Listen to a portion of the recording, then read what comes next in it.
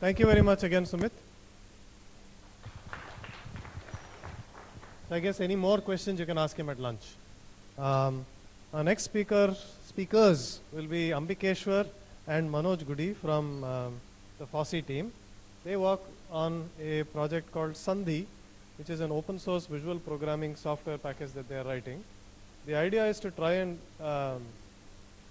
replace LabVIEW, right? Yeah, I even forget the name of commercial packages. Sorry. So they will talk about the development efforts that they are leading around Sandhi from IIT Bombay. So hello everyone. Yeah, I'm Ambikeshwar Srivastava and he's Manoj Godi.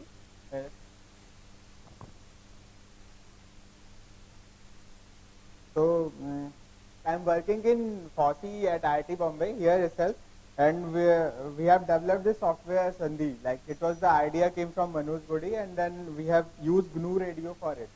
So what is Sandhi? So it is basically a visual programming editor in which the blocks will be able to perform some processing like functional processing, and you can connect the blocks, and then you will be able to create a visual program out of it.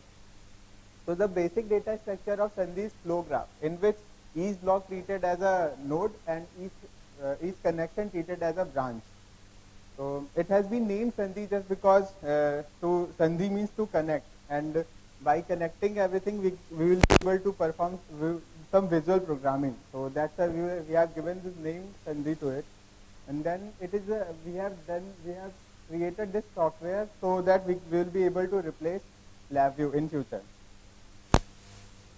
So the flow graph represents the connection of blocks, though which a continuous stream of sample flow. So in like every blocks have some data flow in between. Like so there are some source block, there are some signal processing block or some functionality processing block, and there is some sync block which stores the data or like to show output of the data. So like the example is given here. This is basically how flow graph looks like. So this is an example of performing step response. Like for control system people, they will be knowing this. What is this? Step response of a transfer function. So what we did, we created numerator block, denominator block, which is a part of transfer function. And then we have given it to the response block, which will do the computation, and then it will plot on the plot sync. So basically, the computation and everything has been done in, the code has been written in the functionality of block. Code has been written in Python language. So like why we have developed Sandhi is just to first was to replace LabVIEW, because it is very expensive and it doesn't give you any rights to change any source code or it is not for free. The license fee of LabVIEW was very high. So and it will also give you permission to share and modify the codes also. So development of Sandhi involves GNU Radio, SciSci-Pi and GRASS. So GNU Radio is used for the signal processing purpose. This has been used by electrical engineering community for the signal processing. And then the SciSci-Pi is it is a wrapper which is used to call Scilab functions in Python. So by importing the SciSci-Pi library, you will be able to call any Scilab function in Python. And then there is another thing, GRASS. GRASS is the advanced scheduler. So later Manoj will explain about GRASS more. So GNU Radio is for signal processing block, and it has very rich models for device drivers. So you will be able to connect any hardware in GNU Radio. So why we have used GNU Radio? Because it is very promising for any visual programming tools. Like it will provide you abstract code for the data. Like user need not see the code. If someone with no programming in language knowledge, if someone doesn't have any programming language knowledge, he will also be able to perform the programming by drag and drop the box and connecting it according to their requirement. So this is SciSci-Pi. SciSci-Pi is application programming interface for inter-process communication between Scilab and Python. This is the sample code written which is calling the Scilab functions and perform the inverse of some matrix. So So this is grass. Like, why have we introduced grass? So there is a lack of feedback in GNU radio. Like, GNU radio is completely based on flow graph data structure. So it doesn't have any feedback property. So to provide the feedback, we will have to introduce some scheduler. So basically, in GNU radio, it is a stock application scheduler, but for that we will have to do something so that it will be able to perform some feedback, which is very important for control system community. And for the so like the application scheduler is just basically responsible for threading, controlling the data flow, and managing the use of computer resources like processor and various processors. So what is the blocks in Sandy? Basically there are three types of blocks, like basically source block, sync block, and then the block in which you will write your functionality. Source block will generate the array which will be processed through the processing block, and then we can see the output in the sync block. And the good thing about GNU Radio is like anyone can write that. There is a GNU Radio API in which you can write the functionality of block. So it is not very difficult to write a functionality. You just have to write the inputs, outputs, and perform some operation in this. This is a Sandy GUI. So it has on right side all the blocks is given. So from there you can select any block and drag and drop on the main GUI window, and then you can make the connections. So how to create a block? So basically any C++ knowledge or Python knowledge will be sufficient for creating a block. In C++, like there is an API for C++ and Python both available, and it is very simple to write a code in it. I can show you some example of the code. So basically this is the example of some calculator block which I have written. Initially this is visible, yeah. So it has constructor, and then it has work function. Where in work function you will have to write all the functionality. Like I am evaluating and calling the evaluate function in the work function.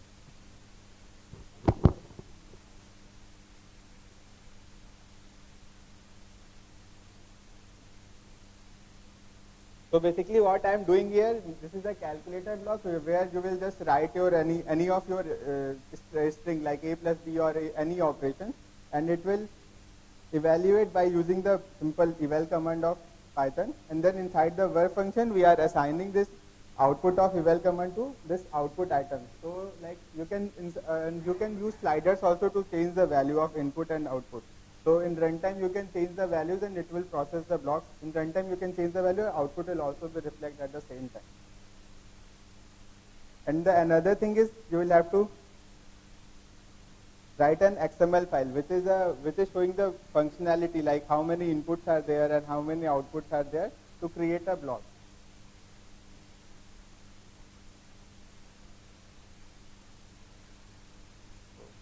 So how it works, like block first we select the blocks as per our requirement. Then we made the input output connection, and then there is an option called generate flow graph. When we execute it, there is one Python file got generated out of after parsing the GUI, like after parsing all the blocks which we have connected, and then we will have to execute the block. So the Python code runs at that time, and it opens up a GUI which shows the output of the block, and where you can change the values in runtime also. So the feature of Sandy is like all the applications, like most of the applications based on flow graph can be created in Sandy, and it has very good GNU Radio API in which you can edit the code. It is not very difficult for any user, and any type of practical data types can be passed from one block to another. It is not difficult.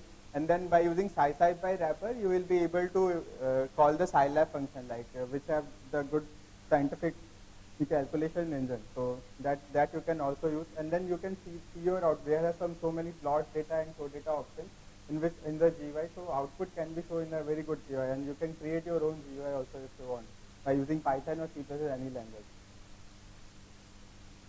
So like this, and you can also do data acquisition in Sandy. We have done this SBHS. SBHS is a single board heater system, in which is a simulation of some, which is a prototype of some industrial setup where you just the voltage value, the temperature value is controlled by the value of fan and heat in the industry. So we are sending the heat value and fan value through this slider, that's 43 and 65. and we are getting the temperature output at the runtime. So which is 34.5 it is coming on the output. So in runtime you can change the value of the any hardware you have connected to the serial block, and we have used serial Python serial library to control all these things. And another example which we have performed is step response or transfer function. So like here the left side the flow graph is showing, which is the connection of numerator, denominator and response block, and on right side it is coming the output plot of the system response. Like it is a 1/1 plus s star plus s transfer function, which is the output step response of the transfer function. So now I would like to call Manoj. Thanks. So basically, before I start, I just want to know how many of us are engineers here. Show of hands. All right, awesome, awesome. And how many of us are working in control systems? Control systems? None? One? Two? Okay, which means pretty much everybody knows what open and closed loop systems are. Okay, so basically what we are trying to do is to solve this problem of simulation of open and closed loop systems. So open loop systems are pretty straightforward. They are very easy to implement. But with closed loop systems, the issue is how to handle time variant data. So if you have say data say at t equals t0, and then if you have one more data point at t equals t1, how do you handle that, right? So essentially this is the problem which we are trying to solve. And for that, the main the stock scheduler which GNU Radio had, well, it doesn't allow you to have closed loop scheduling or closed loop systems. So before we begin, I'll just briefly explain you the architecture. So as he said, there are two different systems, front end and the back end.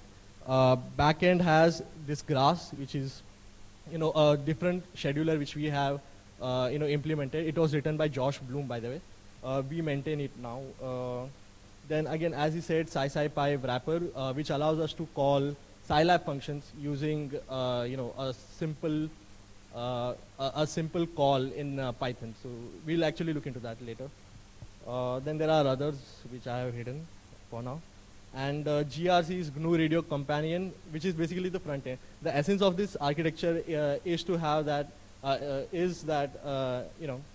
you can work with backend without worrying about the front end. So if you don't want to deal with front end or blocks or any of those features, you can just ignore that for now and just work with the backend. And it will be, if you are really interested in typing and if you really like your keyboard, you can actually work with backend without worrying about XML, to use Sandhi as a software.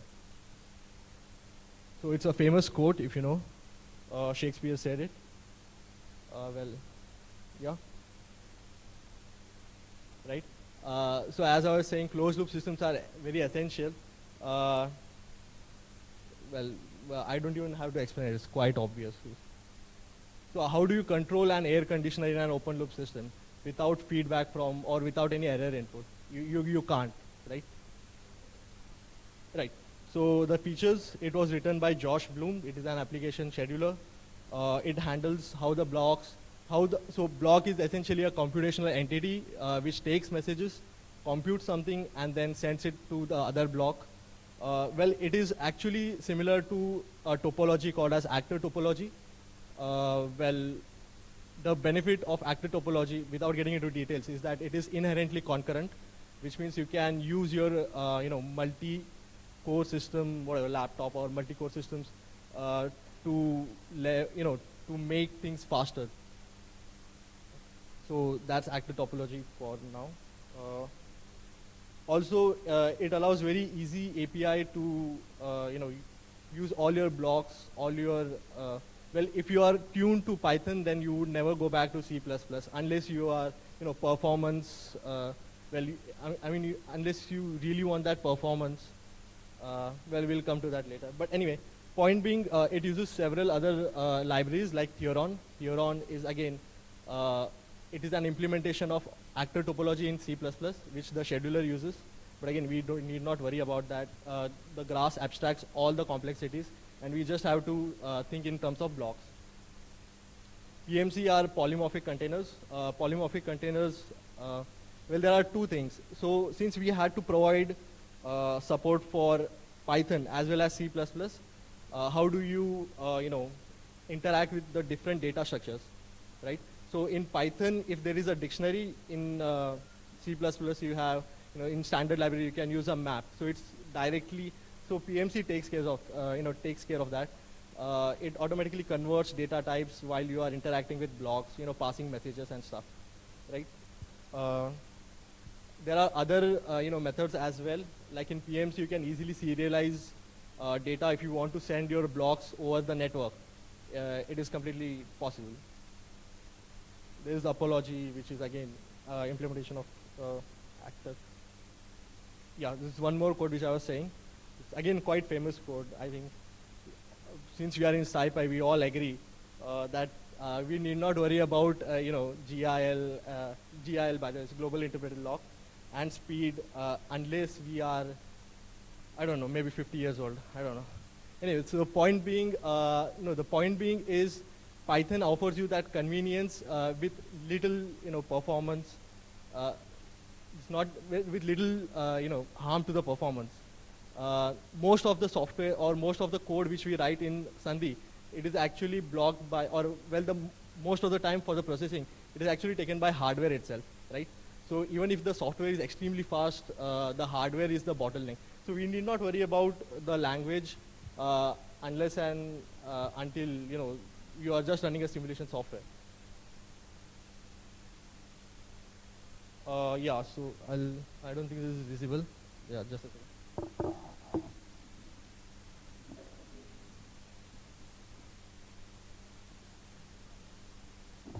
It's better, yeah. So as you were saying, the entire block, so block takes messages, processes something, and it sends the message back to another block. So this is the processing part of it. It's it's basically a work function where it takes input items, output items, and it just we on the left side we assign output items to some variable, and then we check then we take how many number of input items we have, and so basically as he said, SciPy. So this is a short example of that. So I'm actually trying to invoke a sign function here. So sign function basically takes an input, processes, and gives out an output. So this is the eval function. Eval function basically, so since I'm trying to invoke sign from Scilab engine, I'm using a get attribute here. It's a simple call. So it gives out a Scilab's sign function, and then it evaluates, and then whatever we can move on with our lives. So when I got to know this, I cried at that night, right? Because it's so elegant, hardly one line. All right, I'll just show that.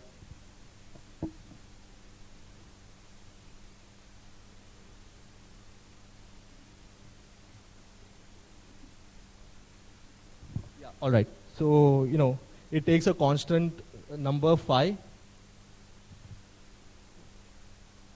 Yeah, so constant phi type is float, and then we invoke the sign function, right? And well then, oops, yeah, and then we just have to display the number, the result. So that's all we want to do right now. Just execute. Yeah, so as you can see on the console, it's printing, sign of phi continuously, which is minus 0.9589 something. So anyway, point being, it's that simple. I mean, writing blocks in Sandhi is that simple. You just have to invoke some function, I'll execute. Right. Yeah, maybe a few more demos I can.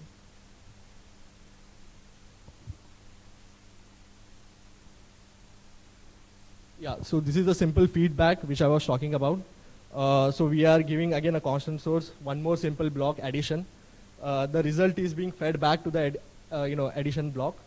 So if we can just run, and we'll get a very fast executing number. Yeah, so you can see so again, this is a control system. So I'm sorry, it's a closed loop system.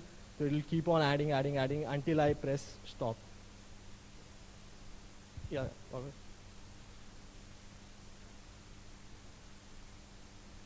All right. So you have blocks to show?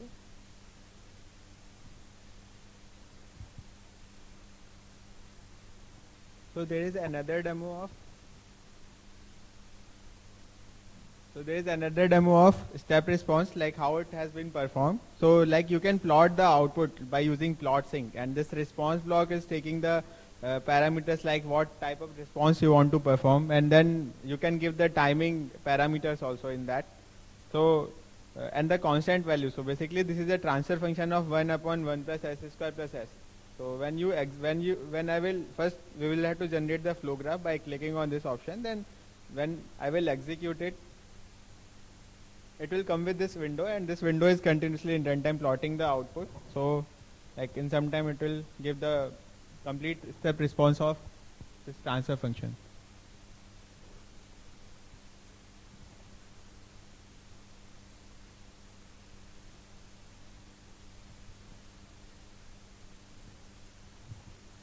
Okay, so this is the output. So basically this will take some time, and we are running out of time. So Manoj will continue for this. Thanks. Yeah. So the ongoing work, we are trying new things in it. So there is something called as AMQP, which is Advanced Message Queuing Protocol. So basically, if we have extremely, so there are some algorithms like Kalman filter or particle filters, which take a lot of resources. So we want some sort of a distributed systems. So we are trying to integrate RabbitMQ, which is again an implementation of AMQP, it should allow us to have distributed architecture for Sandhi. Yeah. The one more thing is functional block generator. So essentially, if you can see the overview, you just have to define the type of input which you are giving, the type of output, and then you have to define what is the process which you or what should be the work function, which is acting on input, right? And so the benefit is this will be completely functional, and once it's functional, you will have all the beauty of functional programming, that your software will be more robust because your inputs won't be mutated. So any problem. So since this is a hardware and software kind of a system, so there are already a lot of issues. Electrical engineers will agree with me. And if there is an issue in the software, then it will be a lot harder to debug because we will always try to blame hardware first. So if you have this functional kind of a thing where the input items aren't mutated, so we can easily blame the hardware guys.